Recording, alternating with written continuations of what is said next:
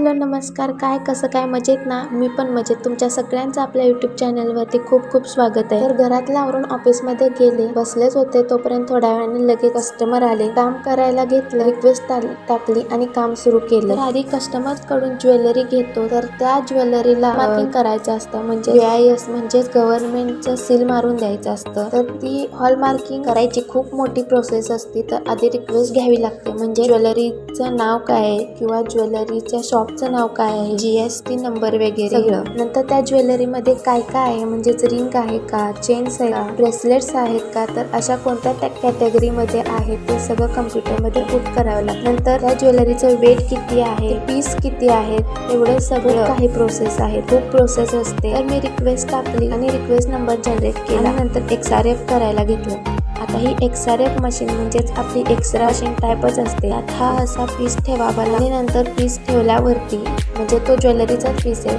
तो ज्वेलरीचा पीस ठेवल्यावरती कम्प्युटरमध्येच त्यात किती गोल्ड आहे, सिल्वर किती आहे, कॉपर किती आहे ते सगळं समजतं. नंतर हे असं मॅन्युअली पण नोट डाऊन करावं लागतं, कारण जेव्हा BIS ची विजिट असते ऑफिसला तेव्हा त्यांना हे सगळं रेकॉर्ड दाखवावं लागतं. तर या मशीनमध्ये पर पीसला 30 सेकंड्स लागतात. मग जर 500 पीस असतील, 1000 पीस असतील तरी प्रत्येक पीस चेक करावं लागतं आणि 30 सेकंड्स हे वाट बघावंच लागतं.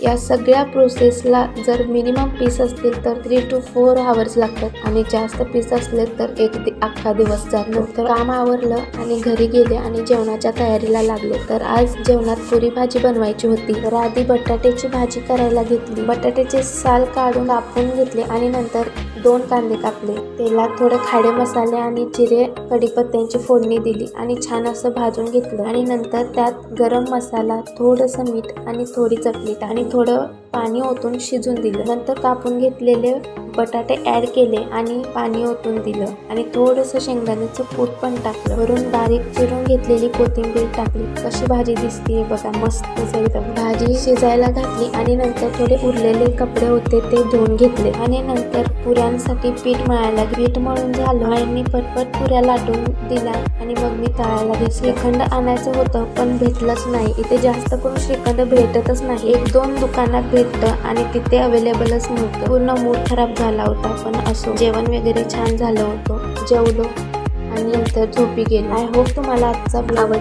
आवडला असेल तर नक्की लाईक करा, शेअर करा, कमेंट करा आणि आपल्या चॅनलला सबस्क्राईब करायला विसरू नका. आणि मी अजून काय काय करू शकते व्लॉग इम्प्रूव्ह होण्यासाठी, तुमचे काही मत असतील तर मला ते नक्की सांगा. आजसाठी एवढंच. भेटूया पुन्हा उद्याच्या ब्लॉगमध्ये.